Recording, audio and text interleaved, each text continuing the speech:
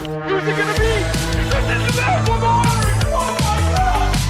My brain's gonna explode. My brain's gonna explode. There's something sinister afoot, absolutely. All right. Welcome in, everybody, to another incredible edition of the Slightly Biased Show here at the Haymaker Studios, the Haymaker Network. Folks, if you're not subscribed to the Haymaker Network, I can't say what I think or else we'll get banned already. If you're not subscribed to the Haymaker Network, link down in the description. Make sure you do so. So much stuff there. The incredible Lucaholics sketch, of which some people are saying I might be nominated for a couple of awards for. I don't know. I haven't gotten the official nominations yet. But, you know, we did such a great job. Our guy Matt Sizek did such a great job there. Congratulations. If you guys want to buy a shirt, there's still only a couple days left. And, guys, you guys pussyfoot around this so much. You didn't buy the hats, and then you got mad when the hats were sold out. And I told you guys to buy them while you could. And now they're hot investor item. I saw one of them on StockX for $750. So if you want a shirt, a Luka Doncic trade commemoration shirt, the link is not down in the description, but you can go to fullydelusional.shop. Fullydelusional.shop. Do you need me to spell that for you guys? I mean, are you guys little babies? Surely not. Okay, when are shirts getting shipped? If you bought a shirt, between Monday and Wednesday last week, they are shipped today. Okay, anything after that, they'll be shipped probably at the end of the week. Okay, so there you guys go. If I feel like it, like, so if you guys, we'll talk about it later. But you know, I need some capital to move around, so I might have just scammed you guys. You guys really have no way of knowing, right? No way of knowing. And in the fine print of the shirts, it says maybe you'll get them. It's kind of like a mystery box.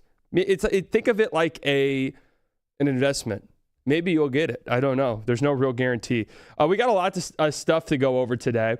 Of course, some big Mavs news.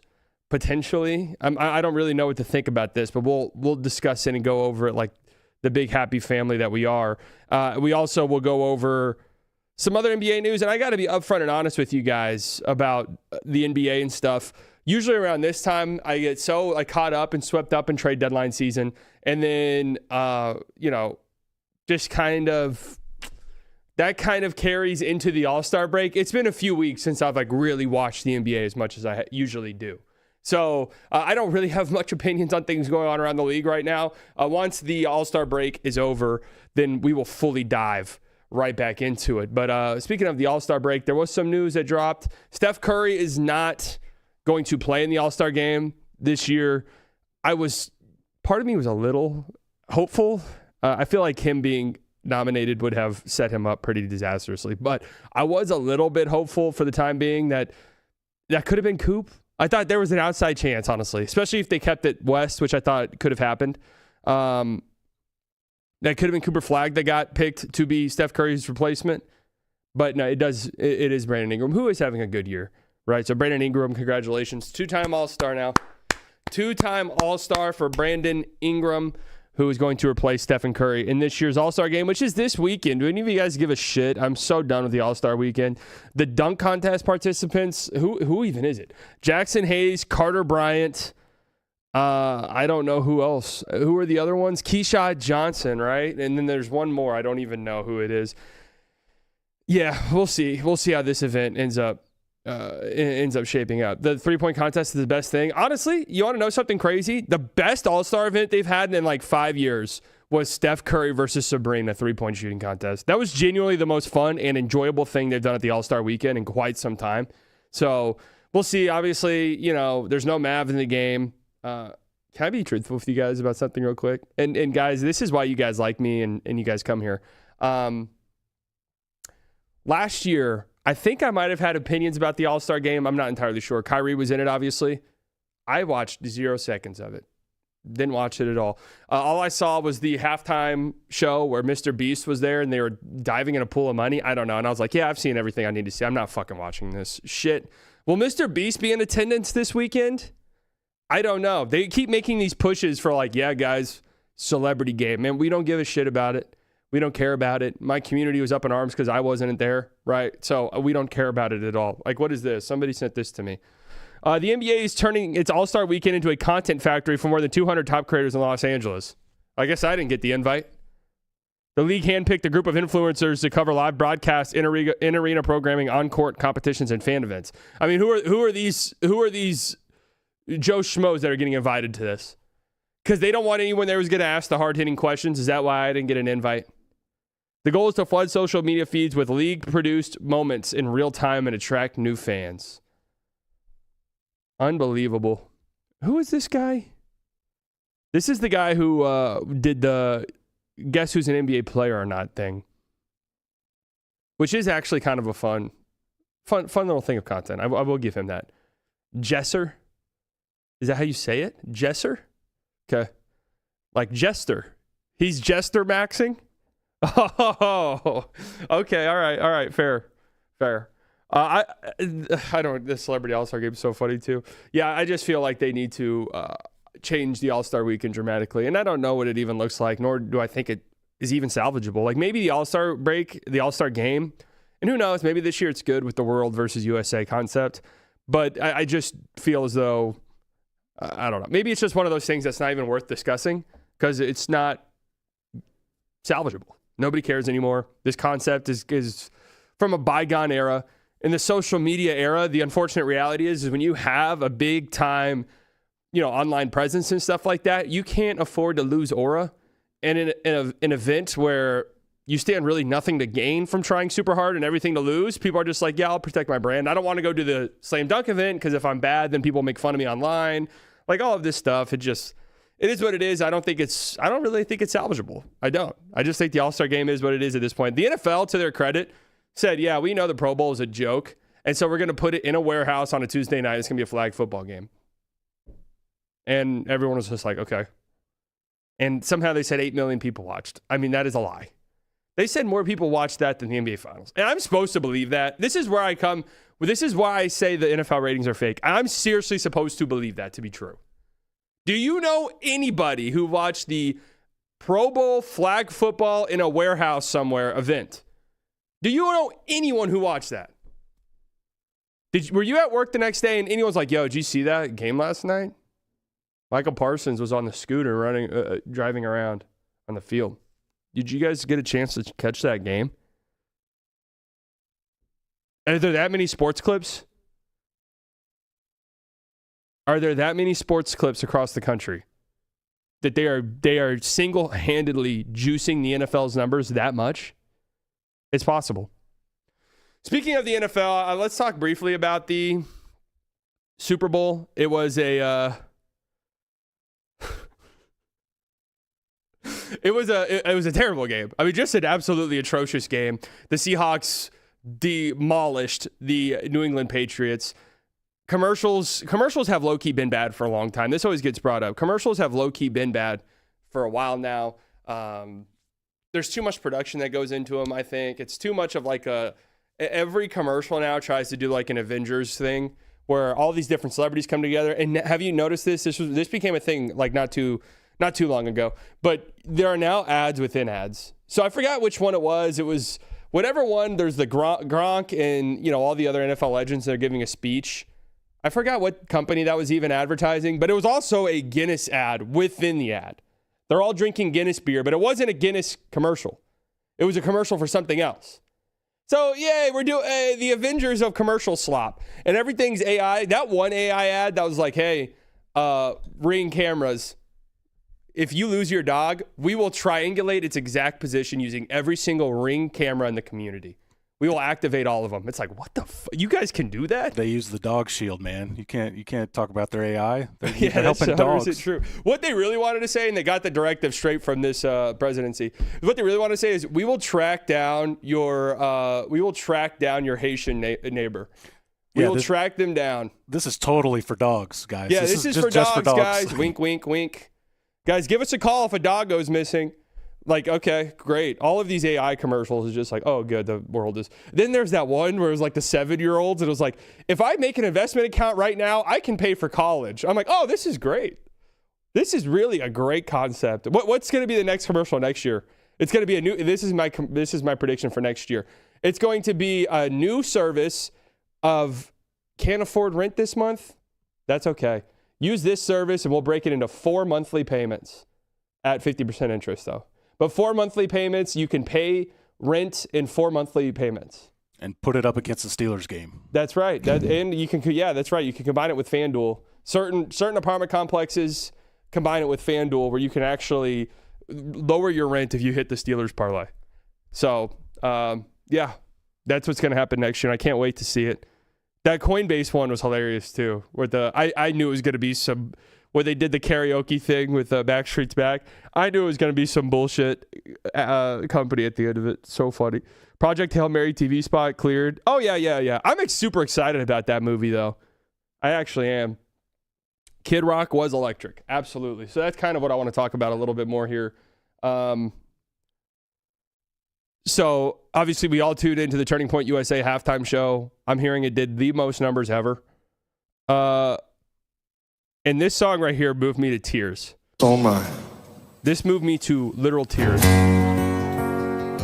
I don't know about the copyright laws here, but just this opening. I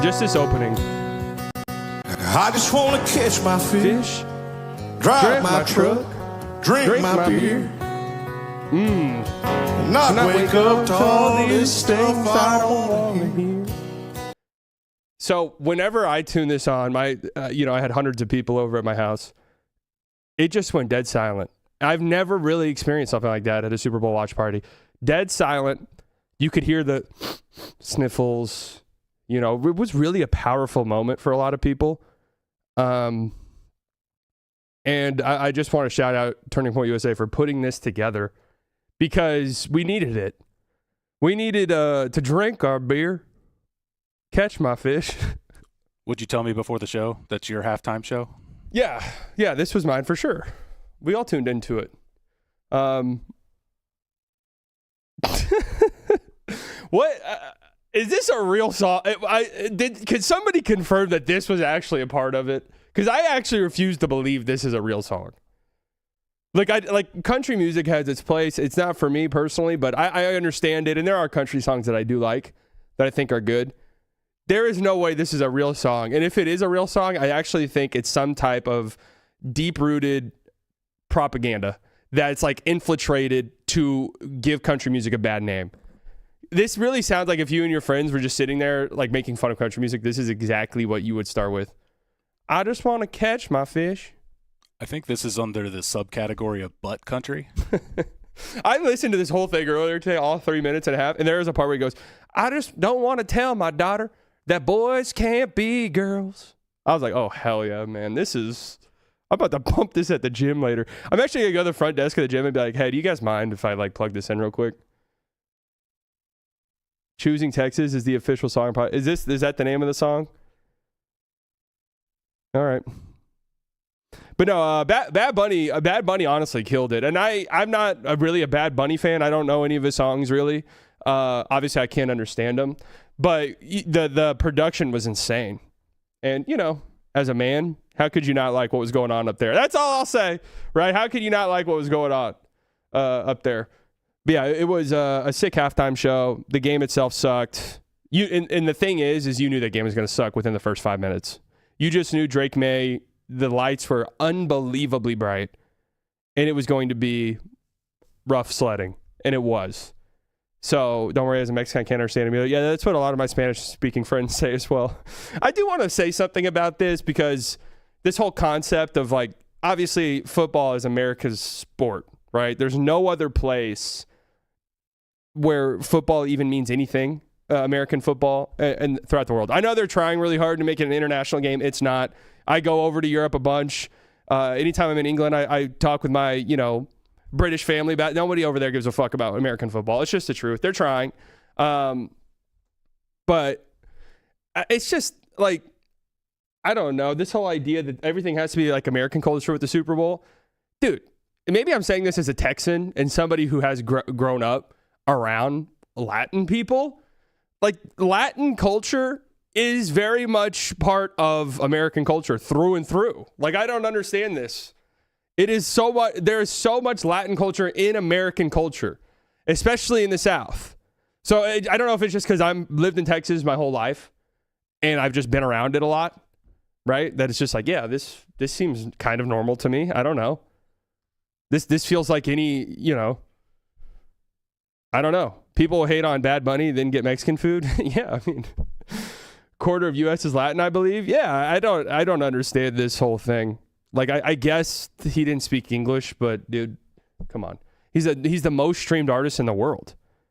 Is that right? He's at least top 3 most streamed artists in the world. So he's clearly very popular. People clearly like him, even though most people listening to him, I'm assuming, do not know what he is saying. So, and hey, listen, Aventura, when are they getting a halftime show? I love them. No es amor, no es amor. And I don't know what they're saying in the song, but I know that it's not love. It's una obsesión. It's an obsession. I know that. Also, highest viewership of a halftime ever, apparently. Yeah, I saw that. I don't know the numbers or anything like that, but yeah. Number 1 global artist. There you go. There you go. Does this still work for the chat? Oh, here we go. This is better if I'm reading the chat to have this up. People criticizing Bad Bunny while eating guac, salsa, and chips. Speak on it, King. Bad Bunny sucks, man. I mean, look, I don't, like I said, I don't listen to his music really, but you know, I thought he did pretty good, all things considered. I thought he did pretty good. So, wait, was the JJ Brea shout out real? I thought that was a joke. Did he actually say that? I actually thought that was a joke. Did Bad Bunny, this was real. I don't know if I can play this out loud. And Barea, the one who was a champion before LeBron. Okay. Shout out to JJ. Oh yeah, this is the greatest halftime show ever. Then what are the chances of JJ Barea getting a shout out at a halftime show, huh? Come on now. He might be the secret investor in this Mavericks scheme. There's an old clip of Luka, JJ, and Bad Bunny out clubbing. Well, I know that Luka likes Bad Bunny. And obviously, you know, JJ Barea, Puerto Rican as well. The song was released like 4 years ago. Oh, it's a part of the song. Okay. Okay, I didn't know there was a part. I thought it was just a random shout out. Okay, cool. No, I know. I get because JJ Barea is Puerto Rican. I know that. I bet the odds on Kalshi were great for a JJ shout out. If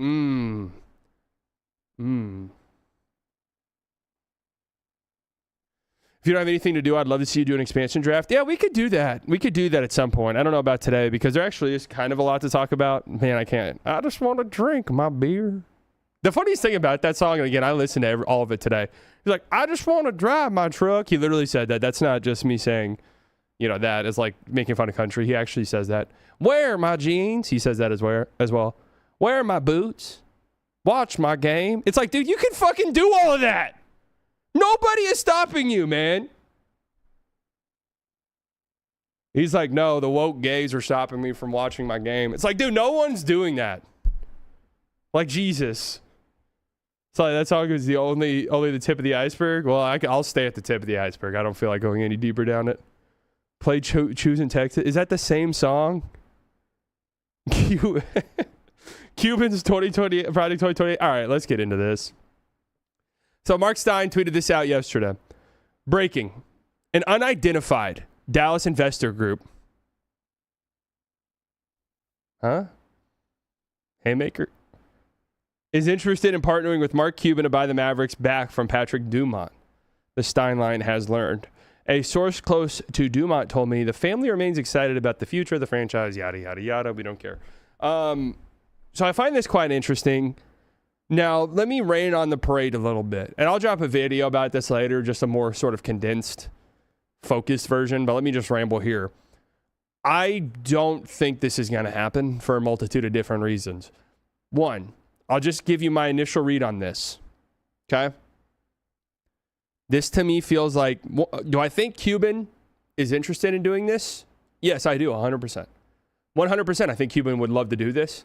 This to me reads like Mark Cuban sensing the growing, maybe tension's the wrong word, but the growing feeling amongst the fans that I do think there's been a swell, with Cooper playing as well as he has, with Nico being gone, I do think that there is sort of a swell of support from the fans now. Like, there's a large group of people who are back, and then maybe even a larger group who are like, I'm this close.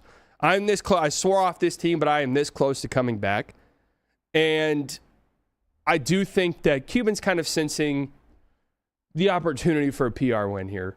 I highly doubt this happens. Highly, highly doubt it. At least not in the near future. Okay. Now I will say this.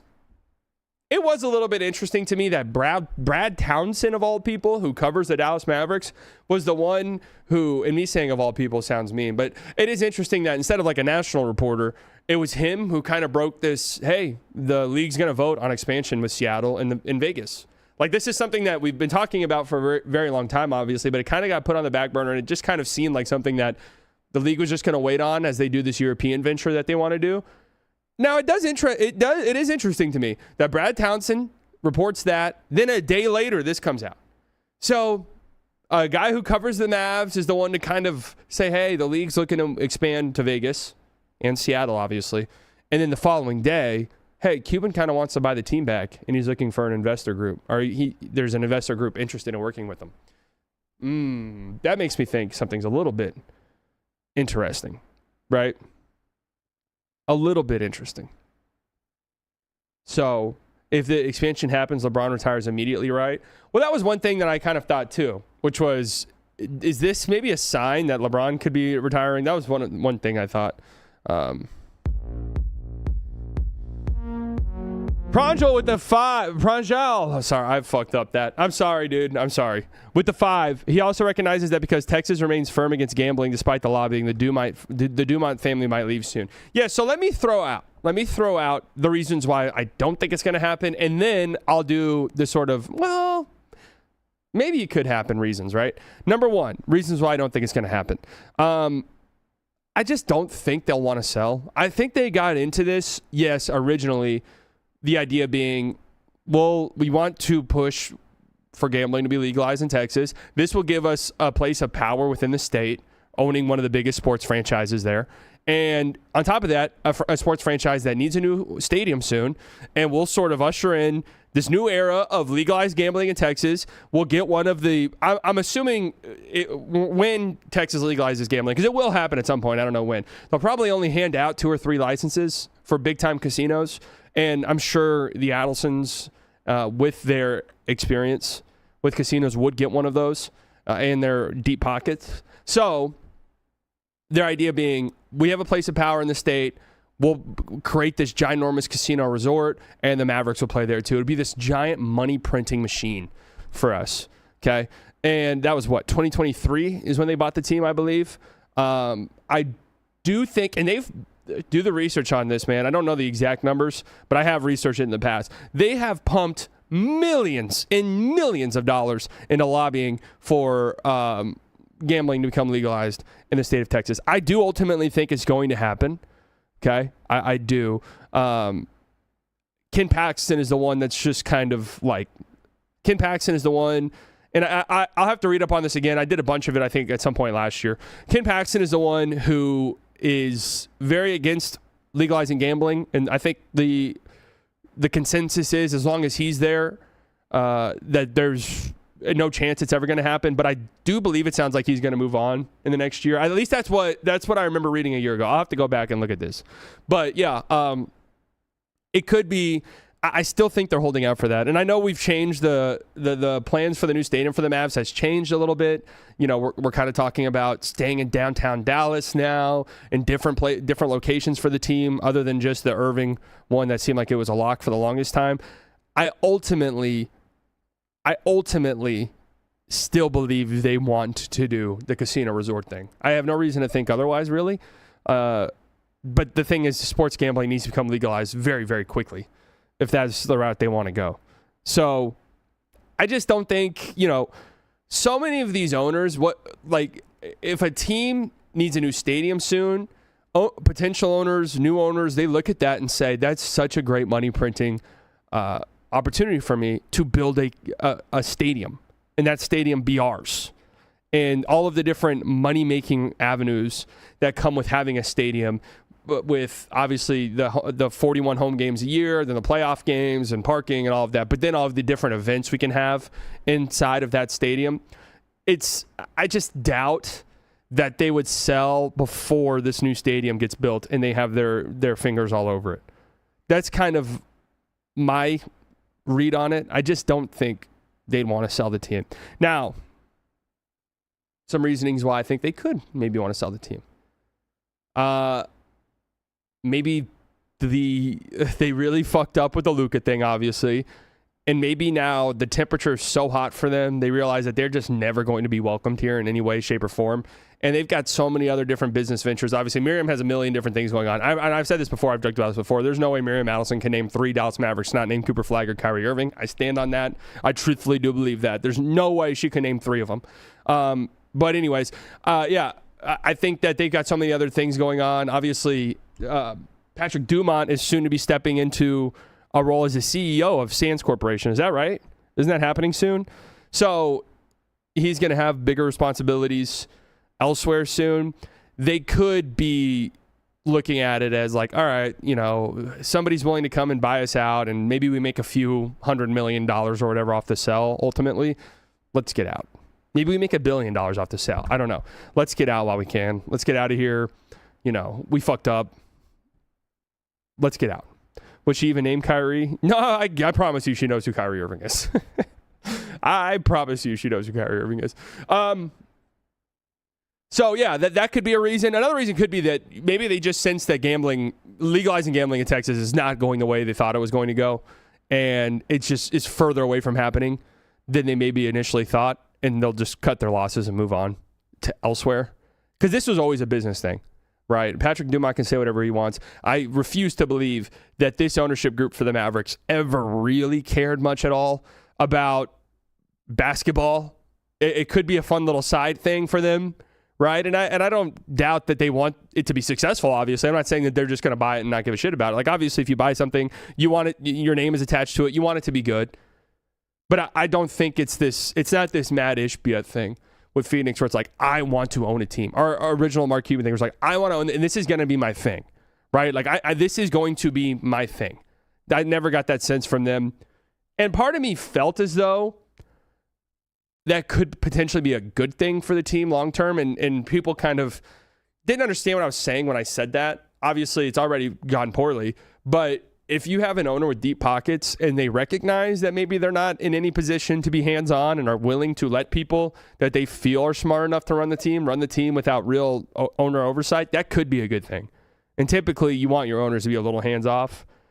And in this instance, it ended up not working out in anybody's favor, right?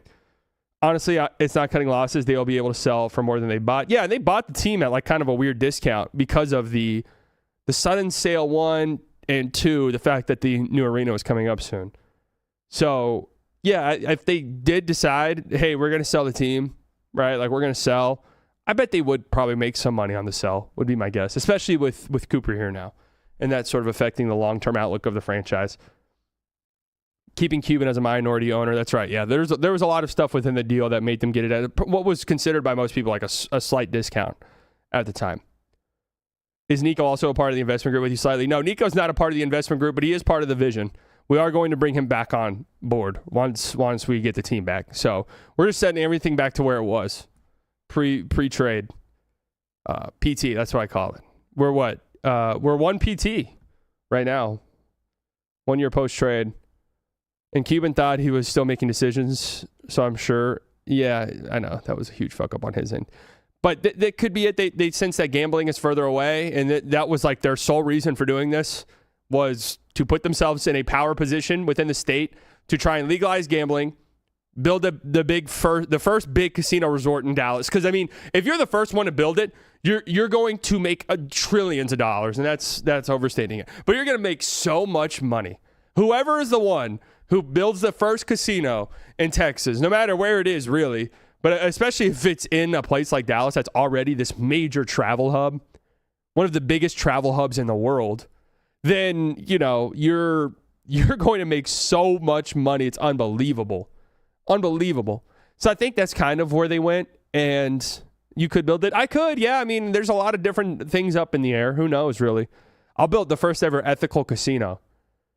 We'll have our own self-sustained economy within the casino. You won't be gambling any real money. You'll be gambling slightly bucks. So we'll have our own, and everyone will have jobs. Like it'll be like its own little utopian world. We'll have jobs in there. Like people can live in there if they want. So we'll see how that works. Gambling will never be legal in Texas ever. No, it will be. I guarantee you. There's so many interested parties in it happening that it inevitably, once like Ken Paxton is gone, because I think that's the biggest holdup. Because even Abbott has been like, yeah, I don't know, gambling could happen here. Once that happens, you know, once Paxton's gone, which again, this could have changed. I read up on this last year, and you know what? After this, I'll go read up on it again. But most people believe 2027 is Paxton's last year. So it could happen relatively fast. Because like I said, there's so many interested parties. And when you're talking about that much money in lobbying, it's going to happen. It will happen. I guarantee you it will. I just don't know when it'll be. No, it's going to happen for sure. For sure. I am the Paxton expert. He's my boy.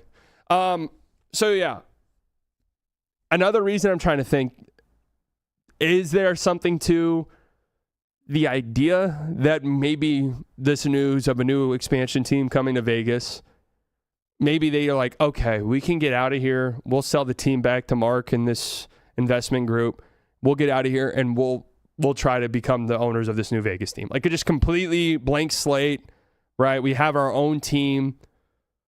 My only hang up with that, and I've seen that get brought up quite a bit, is they're out of Vegas. They're completely out of it.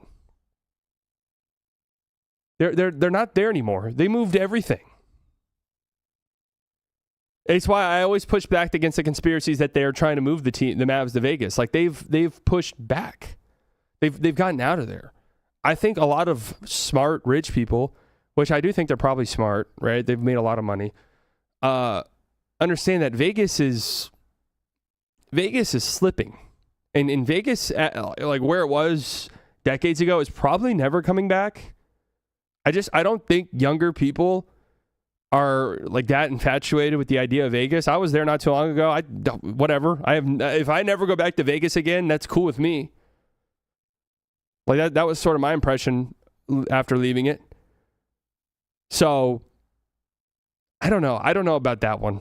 Because a new Vegas basketball team, will they have their own stadium? Because that's a big thing too. If I'm buying a team and I'm ultra wealthy, I want to build a stadium. I want to have the stadium. I want to be able to lease out the stadium, rent out the stadium. Like I want that revenue. And I'm not entirely sure. Will they just play with wherever, like the Vegas Knights play and the Aces? Because if so, I think that kind of limits the value there. If anything, more people hate gambling now than ever because of the online betting. The more time goes by, the more unpopular it becomes.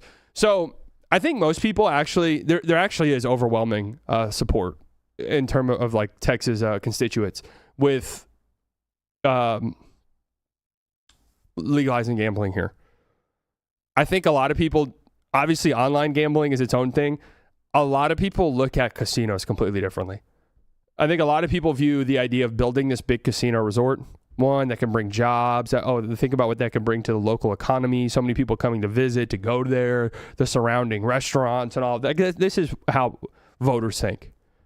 It's different whenever it's like, a FanDuel is coming to Texas. It's like, ugh, the fuck does that do for us besides nothing good? And I can say that because currently we don't have like a sponsorship. So T-Mobile Arena is too small. Is that where the Vegas Knights play? Where do the Vegas Knights play? Just because you can gamble everywhere now and everyone knows casinos are trying to get you to lose. But you don't, I mean, you go to Vegas to gamble, obviously, but you go to Vegas to be in Vegas. Like the idea of a casino resort is so much different. It's like Choctaw. I actually think Choctaw is a pretty sick place. And they have completely and totally, overhauled. I mean, they have like a legit resort, Choctaw Durant. Isn't that what it is? The one that's closest to Dallas. Insane how much they've renovated it to the point where it's like, I've been there somewhat recently. Like before I broke my ankle, me and our friends, we were supposed to just rent out rooms that weekend for my birthday and go up there. Like that was our plan. And it wasn't even really about gambling. It was just to be at this resort where there's so much of different shit to do. So Vegas is apparently absurdly expensive compared to what it used to be. Yeah, it is. It's insanely expensive. It's not fun at all. No, yeah, from Texas, yeah, you can get to Choctaw in like 50 minutes from Dallas. 50 minutes, you can get to Choctaw. I've done it many a times. Not recently, but in years past. 73% of Texans support legalizing the construction and operation of destination resort casinos. Support is high across party lines. 74% Democrats, 72% Republicans. Yeah, it overwhelmingly favorable amongst Texas voters. And like I said, like you mentioned, it's the casino resorts. I'm not talking like strictly about online gambling or anything like that. It's casino resorts. It's a completely different thing for people. It's cheaper to go to Hawaii than Vegas. Yeah, I mean, getting to Vegas is not that expensive, and neither's getting hotels either, really. It's just, you're going to be gambling. And they know that too.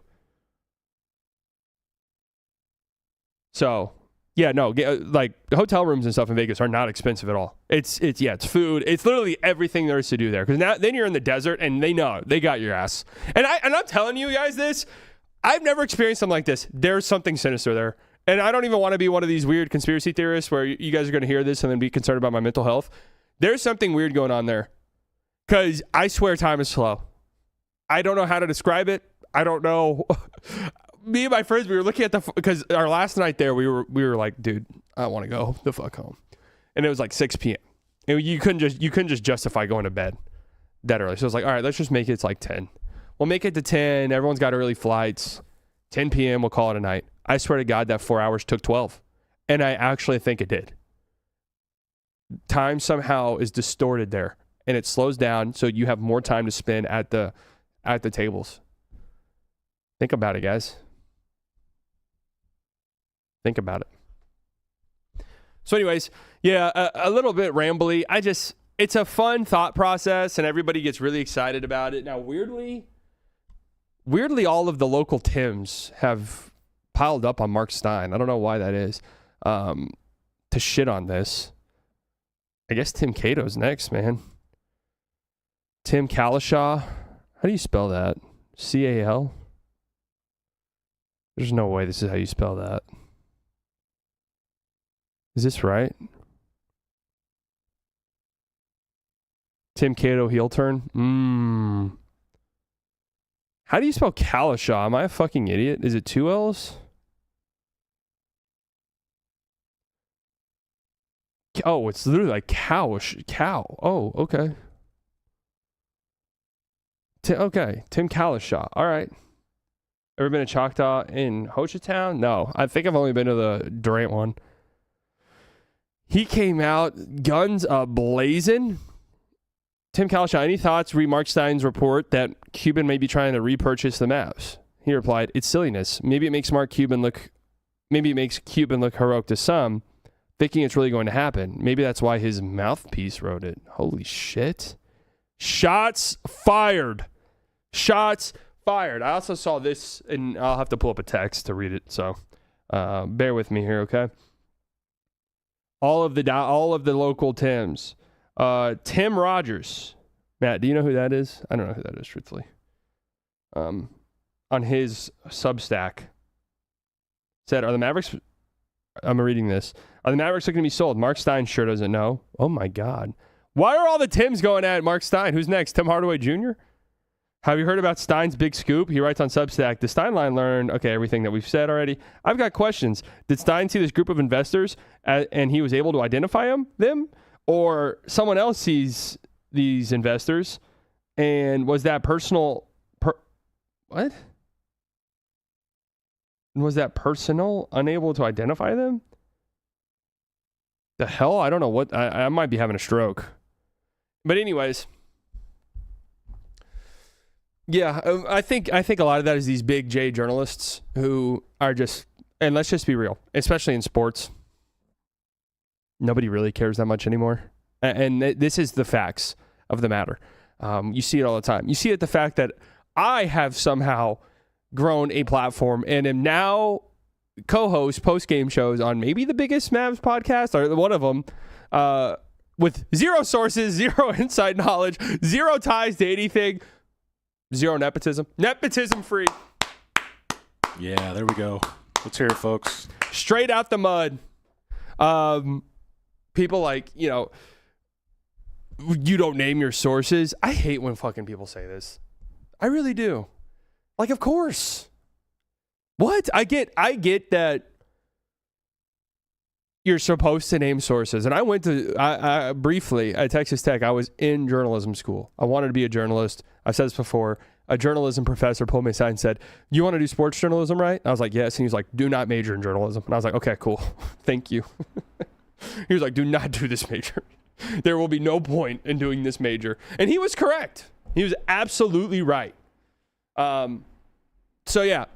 Nepotism free since day one. That's right. And I tried to, have I told this story before? I tried to be a Nepo baby. My dad tried to get me a job at his company. Just no idea. Yeah, it's not like my dad was a fucking, higher up. He was doing well in the company. But they did something with finance, and I don't know the first thing. And I got a phone call, and the guy immediately, I answer, I go, "Hey," and he goes, "Hey, listen, we really like your dad, so we're doing this phone call, but there's next to no chance you're getting this job." I said, "Okay, bet. That's cool. Thank you, though." You didn't tell your dad that? Get all of them fired? No, I did. He was like, "Yeah." He pretty much like, "Yeah, I don't know if I have that much pool." I was like, "No, it's all good." Yeah. I failed at nepotism. That's right. I wasn't even good enough for nepotism, man. Think about that.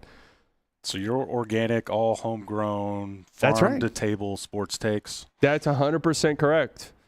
There's nobody in my family even cares about basketball, if I'm being honest, at any level, really. It's better that way. Yeah, it is. Isn't the whole point of sources to keep them anonymous and build relationships for scoops? Yes. And I do think there's some instances where, like, yes, you should name sources, especially if, or at least have verifiable evidence as to what the sources are saying. But yeah, man, of course. And are we really thinking that Mark Stein just made up this bullshit? This is where I go back to with the Giannis stuff. It's like, did Mark Stein completely make up that Mark Cuban and some unnamed investor group wants to buy the Mavericks? Because that's kind of what you're insinuating, right? That he's just making it up. I don't know. I mean, it does seem very Mark Cuban just to be like, yeah, just tell him I'm making a move. The chances of it happening, next to none. But we don't ever look at the chances. I don't know. Even better to name the source when they have no value, like McMahon did for Nico after he was fired. Yeah. I don't know. It's an interesting story. And it is interesting to me, the timing of the back-to-back reports that, again, Brad Townsend, a Dallas guy, is the one to say, hey, the league is going to make a push for expansion this year or coming up very soon with Vegas and Seattle. And then the next day, it's like, hey, Mark Cuban wants to buy the team back from the Adelsons. It's interesting to me. So to say a 1.7% chance of Cuban buying back the team, I actually would say it's higher than that. I definitely could see if it depends. I think they'd have to blow them the fuck away with an offer. Like they'd have to probably, I don't know about doubling their initial price that they bought it for. But, I mean, they'd have to get blown away with an offer. And maybe it's possible. I mean, Cuban's the name, but isn't it more interesting of the unidentified group? That's the key to it all. Right, yes. Yeah, Cuban's not the one financing it. Okay, because, we're talking multiple billions and billions of dollars. I just don't think Cuban has, right? Brokey. But, no, yeah, I think... Yes, Mark Stein is the Mavericks guy. Yes, it's interesting who is the unidentified investor group. It's probably somebody nobody knows. Like I like the way it's being framed as if it's some Batman's type of person, some vigilante behind the shadows, lurking in the shadow. It's probably just some investment group, just with some construction head of construction people that we've never heard of. Let's speculate. Let's hit your sources. Yeah, I mean, a lot of people thought it was me, obviously, and I can't confirm nor deny that. Steve Tisch. Yeah. Jerry Jones, that would actually be hilarious. Is that possible? Didn't was it the MLB or the NBA who told Cuban he couldn't own the Cubs all those years ago? Yeah, I guess it would have to be voted in by the other owners, but I mean, Tom Hicks owned the Stars and the Rangers around here at the same time, so I don't think it's out of question. It's whether the league would allow it. God, can you imagine? Jerry Jones. You do post-game with Cuban and then post-game with Jerry. Oh, that would Tuesday be nights after Mavs games. Insane, man. Then they run to Kyrie and say, hey, why'd Jerry say you weren't playing really hard? Would that be so insane that it's almost worth it? Like, I kind of think that'd be so crazy that I think I'd kind of be here for it. For sitting up and talking sports all day? Yeah. Yes. It would Vote be yes. It would be endless. Here's my tinfoil. Cuban is gathering an army of former players who've yearned to own a team. He's shepherding them through the process and will be acting governor. Cuban has pool with athletes. Dude, there's just a different level of wealth when it comes to buying a team, man. Like, there's just a different level of wealth. It's not former athletes. It's not former athletes. It's definitely some oil guy or, I don't know. I mean, it was probably just an investment group. Jerry wouldn't have enough time to meddle in two different sports. I could argue he doesn't have enough time to meddle in one. Yeah, no, he doesn't. Well, he does, but he's just terrible at it. Maybe he has too much time is the problem. All right, so that's my takeaway of this. My takeaway is I don't have any takeaways. I think it's fun. I think it's very Mark Cuban, like, to come out with something like this, right? But I don't know. If Stein's reporting it, there's something, right? Like, I absolutely do think Cuban wants to buy the team back. So there's something there. That's story-worthy in and of itself. Now, the thing is what does the offer have to be for the Adelsons to sell the team within 2 or 3 years, right? That's the ultimate question. And then, obviously, you have the Luka Project 2028 thing. I'll just be upfront and honest at the risk of you guys yelling at me and screaming at me, which I've grown way too accustomed to.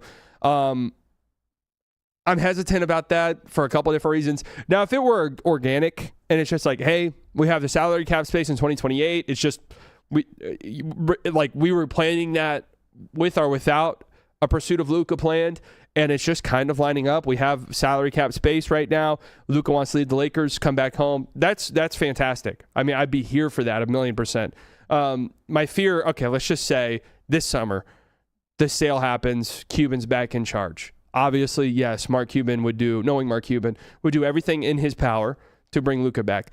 I worry that could be missing the forest for the trees a little bit, in the sense that, like, you have Cooper Flagg and you have this very rare opportunity to build around a guy like this, and sinking your team for a couple years in an effort to build up salary cap space to go after Luka could be damaging if he decides not to do it, right? And that's, like I said, if it happens organically, fantastic.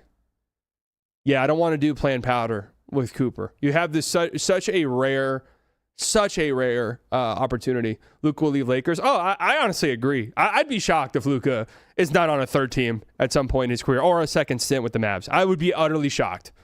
Absolutely shocked. Like, dude, the Lakers thing, the only reason why I'm not like they're fucked, like there's no chance they have to build a competitive roster, which is what I do believe. But the only reason I'm not banging the table about it is because they are the Lakers. There is the possibility that there's a star out there who's like, I want to go play for them and only them. And then they get to pair Luka alongside another star. And Reeves is fantastic. And I think Reeves actually is a guard who can play next to Luka. But we've seen it with the Mavs with Luka and Kyrie. And Kyrie's a better defensive player than us and Reeves through and through. He 100% is. But we've seen it with those two. It's like you do have to pretty much nail every single along the margins piece next to those two. And it took the Mavs quite a bit of time and quite a bit of capital to get there. Like, they don't make the finals without Derek Lively, who is unbelievable, right? They drafted him 10th overall. They don't make the finals without P.J. Washington. They gave up a first-round pick to go get that guy. They don't make the finals without Daniel Gafford. They gave up a first-round pick to go get that guy. So, yeah, I'm not that big of a believer. I know that they have all of this salary cap room, but it's like, okay, the reason why you have all this salary cap room, if you want to get to the places you want to go, you have to renounce LeBron James's cap hold. He's gone. Like, he's on a new team. The moment you do that, he is on a new team. Okay. And he's probably going to go to a new team anyways. But the moment you renounce his cap hold, all right, you're left with Reeves, who you can hold on to his bird rights. That's nice. But you're left with Reeves and you're left with Luka. And you basically have to build an entire roster without all of your draft picks. I don't know, man. The Dodger owner coming in makes them more interesting. Yeah, no, that is interesting. And obviously baseball finances are way different, but what's interesting to me is the Dodgers clearly know how to run an organization. So that if I were a Lakers fan, that would be the most exciting thing to me. Above anything else, would seriously be that. It would seriously be that. Mavs traded 5 first to build around Luka, by the way. Yeah, I mean, I hate the way this gets talked about sometimes. Like, Luka dragged the team XYZ. Dude, that team was really good. And what makes the trade that much more frustrating is it took years for them to get to that point. Years. And they got lucky with Kyrie. They did. They got lucky a player like that was available for that cheap. They got so incredibly lucky because that was the perfect player. Perfect player. Dodger owner, but according to Jovan Buha, Rob is still going to be leading that. Yeah, but if they flame out this postseason, I don't know. I could see them firing Rob. I could definitely see it. Lucas can't be financed by a TV deal, giving them 5 times the income of any other team. Right, and the Dodgers obviously have the benefit of having more money than anybody to spend. But I will say this, though, to the Dodgers' credit. Sure, they broke the league. The MLB's fucked. Yes, all that's true. But it's not like they just signed a bunch of guys and that's their whole team. It is true. They signed a bunch of guys, but like their talent development is top of the line. They always have a good farm system, regardless of how much money they spend or trades they make. Like, it seems like they always have somebody in waiting. So they are clearly a very well-ran team, right? And even their like margin moves they make in trades, like these guys who aren't superstars, almost always seem to pan out. Private equity owners operate differently. Rob might still be there, but there'll be a group that's actually making decisions for the Lakers. Is Rob that important to them? I don't understand this at all. Like, well, Rob's kind of like, dude, fuck Rob. Fire his ass tomorrow. If I was on there, I'd say fire him now. Like, Rob, you don't understand. He was Kobe's agent. Like, there's this tie. I don't give a shit. This team sucks. Get his ass out of here. It's done. I need to be, I'd be cutthroat. I need to be an owner of a team. This isn't some, and actually I want to segue this real quick to close out the show. This isn't some fairy tale, Boy Scout kumbaya troop, okay? Because, listen, and I've defended the NBA before when it comes to tanking. And I'm going to defend them a little bit here. But with that being said, tanking this year is completely out of control. Completely out of control. The Jazz, I'm sure you guys have been following this. I mean, they're just like blatantly spitting in your face as a viewer, where they are just not playing their players in the fourth quarter of close games. And they've been doing this for a while now. They've obviously kind of been strategically tanking for years, right? And I don't want to single them out. The Wizards have had some games recently where you're like, what are you guys up to? I'd even kind of throw the Grizzlies into this mix, and the reason why I'm going to do that is because they blew up their team while they were in the play-in tournament. The Bulls blew up their team while they were in a play-in spot. So one, the NBA needs to get rid of the play-in tournament. It's a joke, and it is embarrassing for your league. It is embarrassing for your league that teams that are A, either in the play-in tournament, or B, right on the cusp of it, do not give a shit at all. They don't care at all. Yeah, the Pacers, they trade for Zubats. And they're like, you know what, guys? We actually found out he has an ankle injury and he's out for the year. So, which we all knew would happen, right? The tanking's out of control. I mentioned this when I think we were talking about the end of games being bad. The NBA needs to, it's very crucial the NBA remembers one thing, one very important thing. You are an entertainment industry. Through and through. You are an entertainment industry. You are a multi-billion-dollar industry, very profitable. You've generational wealth for pretty much anybody who gets employed by your league, at least players and coaches, stuff like that, right? Generational wealth. Fantastic. But the reason why you make that much money is because fans go to games, fans buy tickets, fans buy merchandise, fans pay for parking, fans pay for NBA League Pass, and then fans watch your games on TV, which then leads to advertisers paying for advertising spots. Like, that's why you make the money you do. Your product, which I have defended, because the on-court product is fantastic. The players, the talent, the sheer skill you see on a game-to-game basis, it's unbelievable. And when you get that game, that random game where it's just like, oh my God, it could be anybody. I mean, Hornets Pistons. It's like on a random February night. Like, yeah, that's fucking awesome. This is so great, right? That Cavs game last night. Yes, this is fantastic. Like, we love this. This is so good, right? But I think by and large, your product, 82 games for each team over the course of the year, sometimes it's just not good, right? Sometimes it's just not good. And tanking is out of control. It's just bad. Well, like we've reached this point now in February, pretty much a third of the league are going to be racing to lose as many games as possible over the next 2 months. So you're going to have a third of your entire schedule where 10 of your 30 teams are not just like, your traditional tanking, like, we're going to shut some guys down. Like, we're going to let the rookies kind of play a little bit longer. Like, it's the quiet tank, right? Just flat out, hey, the game's close. We're not playing anybody in the fourth quarter. We might be up 6 points. We are not playing anybody. The Jazz ended up winning this fucking game. We're not, and Bam had a hilarious quote afterwards where he's like, yeah, we can't be losing to teams that want to lose. But anyways, Lakers Thunder last night. Yeah, that was a really good game. So yeah, shout out to Jared McCain, by the way. He looked fantastic. Anyways.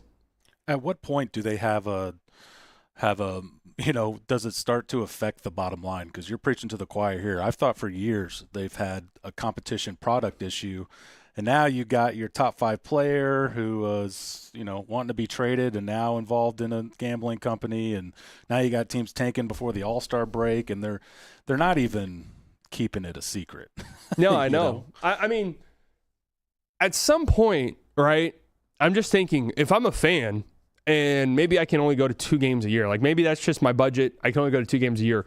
There's no way, unless I know my team's going to be really good, there is no way I'm buying tickets in advance for a March basketball game or a February basketball game at this point. No chance in hell. And you got to make sure you don't go to a back-to-back, because what if that guy's sitting? And I think it's asinine to be like, well, you should just know if it's a back-to-back. I'm like, that's not right. No, I mean, I agree. It is a risky run. It's kind of like baseball kind of has this too, where if you go to a day game after a night game, you know that some guys might be getting some rest, so you just should prepare for that.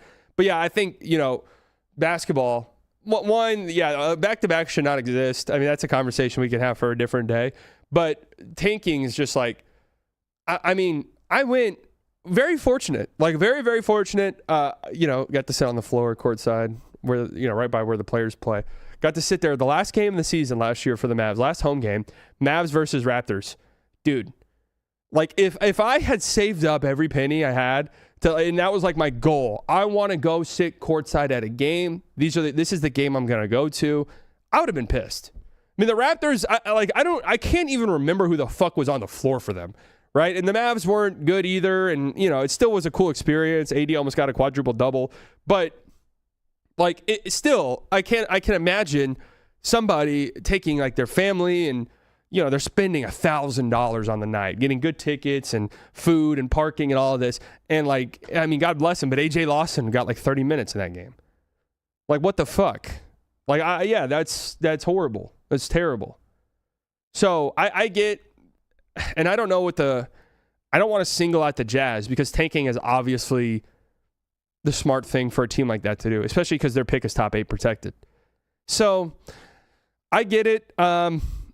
Look, I'm warming up more and more and more and more to the idea that if you have the draft, teams are going to lose intentionally, especially in a league like basketball and the NBA, because basketball is such a superstar-driven sport that if you get the top-end guy, everything else is fine. So it makes sense to throw seasons away. I'm growing up. I'm growing more and more like cool with the idea of maybe just not having a draft, and you'd have to figure out how you could work that to where small market teams aren't getting fucking obliterated by big market teams. I'd have to kind of hear certain ideas about that. I just think immediately, like, you have a certain cap number that carries over year to year, and if you spend X amount of dollars one year, that takes away from how much you have the next year. Maybe the worst teams get a little bit more money to spend in a rookie spending pool. I don't know, because tanking is it's become really bad. But as long as the draft exists, I don't know if it'll go away. Like, I don't know. You can't remove protections because then no teams would trade. Like, protections help trades happen. What about the not being able to have top 4 odds 3 years in a row? So I've thought about that, and I'm not sure that helps.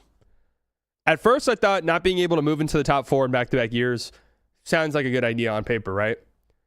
I'm just not convinced that would actually help with tanking in any real serious way. I don't know. I still think tanking would exist in that. The idea, people are like, get rid of the lottery and have fixed odds because it's better, because then these really bad teams will get the number 1 pick. Dude, tanking if you just had a fixed draft, no lottery, the worst team gets the first overall pick, tanking would be unbelievable. I cannot believe people think this is a good idea. Can you imagine the Wembanyama year? If it was known, if you have the worst record, you will get Victor Wembanyama. Because we knew at that point, Victor Wembanyama was going to be some franchise-altering, league-altering player, right? Dude, I think a team would have gone 0-82. I really do. I think a team would have said, fuck it. Like, we don't care. Would have been our chance. We could have signed on a team. Yeah, we could have gotten out there. Like, we will pull people from the stands. Like, we'll do giveaways. We don't give a shit. We're your 0-82 guys. We got you. We don't care about anybody on this roster. Like, I see people say that, and I'm like, dude, that would be unreal. Isn't that what the NFL does? The NFL is different, though, because there's only 18 games. So, the tanking is a little bit less egregious, although I do think there absolutely is tanking in the NFL. Like, people act like there's no tanking in the NFL. The last few weeks of the NFL season is full of tanking, and if you could just kind of, what's 3 weeks? What's 18 divided by 3? Anybody know? 6? That's 1/6 of your season is teams blatantly tanking and trying to lose games. And one guy at the top level is not going to change Right. completely your whole franchise. Maybe a quarterback. Right. NFL draft is completely different. Yeah, one guy in the NBA can change a whole outlook. Look at the Cavaliers. Yeah, for sure. And then I would say, I guess the real counterpoint there, and teams don't give a shit about this because ultimately you want the top end guys. I mean, just look at the recent champions. Most of them have not had number 1 overall picks, or even like anything close to that. Right? The Thunder, Shea was 13th. They traded for him. The Celtics got lucky with Tatum and Brown, but those weren't even their picks, right? The Nuggets, Jokic, 2nd round pick. Steph was 8th overall all those years ago. Giannis was 15th pick? I'm bad at remembering this shit off the top of my head. LeBron, the Lakers went out and got. So I don't know. The last time a team that the NBA's worst record on the draft lottery was 2018. Yeah, so, and this is the problem. So I'm happy you said that because this is part of the problem. The flattened odds and all of this to try and decentivize tanking, it's clearly worked in the way that they kind of set out where it's like, hey guys, if you bottom out and get the worst record, there's no guarantee you get the number 1 overall pick. So there's no point in even really trying because the worst record hasn't gotten the top pick since 2018. But I actually think it looks worse in hindsight because everyone's still fucking tanked. And this year feels like tanking is worse because I kind of feel like teams realized, we just have to get a good chance. So now you're seeing teams that might have the 11th best odds. Now it's like, we need to lose as many games as possible to get to 8th. That way we get a better chance to move up. I don't know, man. It's really bad. Like, it is really bad. And it has reached a point where I'm like, okay, this is something that needs to get fixed somehow, some way, because it is getting impossible to defend. And I'm somebody who's defended it in the past. Any sport that has a draft is going to have tanking, inevitably. Any sport that, in a roundabout way, incentivizes losing is going to have a draft. Like, you're going to have tanking problems, right? So, I don't know. Does every team just get flat odds? There's a lottery. All 30 teams have the same chance. Or is it just every non-playoff team has the same chance? There's no real point in being super terrible. I don't know. I don't know. I really don't. Because this is just so... It's a team not playing its whole players in a fourth quarter of a game on February 9th, bro. February 9th. It's got to be flat odds for the non-playoff teams. Yeah, I mean, I've heard that. I don't know, because I do feel for these really bad teams that have been bad for a while and are trying to be good and trying to get better, but they just have fallen to 5th, 6th in the lottery over and over and over. But then you'll have detractors that say, the Mavs were at 11th last year until a Josh Giddey half-court shot. Essentially that changed it at the 1.8. So yeah, and I mean that's their goal with the lotteries. It's like any team can move up, so. We don't want to heavily incentivize losing to the point where it's like overwhelming odds that you'll get the number 1 pick. I don't know, man. I seriously am warming up to the idea of not having a draft. I don't know how you could do it without having the big market teams just completely fuck over the small market teams. But then I would argue like basketball is different. And if I'm like a young guy and I'm wanting to build my brand, build my value, and do I want to go be the sixth man somewhere? Or do I want to go to a team that maybe gives me this opportunity to have the keys to the franchise? I don't know. Only allow top 4 and top 4 team protections, get rid of the play-in, penalize blatant tanking by reducing odds, and the better your record, you get a bigger tradable salary exception. Oh, that's interesting. It's like some salary cap incentives to win games. Well, I think, how do you then... What if your team's just terrible? Like, what if there's a team out there that's like, hey, we've done everything. We just suck, man. We just suck. Is taking as bad in the NHL? I have no idea. Great question. I was thinking about that yesterday. I have no clue. Tanking in baseball isn't really a thing. I don't. Baseball is not really a thing because the baseball draft is such a fucking crapshoot that it doesn't really matter. Yeah, man, I would like to have seen Max Christie make the 3-point contest. That would have been cool. Can I join the group to buy the Mavs? I hate my day job. How much money you got? How much money you got? Anyways, good ramble show today. Man, we kind of went long. I was a little bit worried I didn't have much to talk about, but my God, I rambled for over an hour and 10 minutes. And today's his birthday. Happy birthday, Max. Happy birthday, Max. Chrissy, everybody in the chat say happy birthday, Gabby. Somebody told me that it's Gabby's birthday. So can we get happy birthday, Gabby, in the chat, please? Happy birthday, Max Christie, in the chat. Any other birthdays? Any other birthdays that I'm missing out on? Let me know in the chat. Let me know. All right, folks. Thank you guys for coming out. I'm thinking I'll be live tonight. I'm not entirely sure. I'm just like so about streaming these games right now. I just have to be honest with you. We'll see, right? We'll see. And then we'll be back here on Thursday. I'll have a guest, probably. I'm just not sure who yet. I mean, we'll figure it out. Could be anybody, really. Could be Mark Cuban. Who knows? All right, love you all. Thank you all for coming out. Enjoy the rest of your day. Subscribe to Haymaker Network. Link down in the description. You still have time to go get a shirt. FullyDelusional.shop. I love you all. I'll talk to you all later. Bye-bye. Who's it gonna be? This is that one more! Oh my God! My brain's gonna explode. My brain's gonna explode. There's something sinister afoot, absolutely.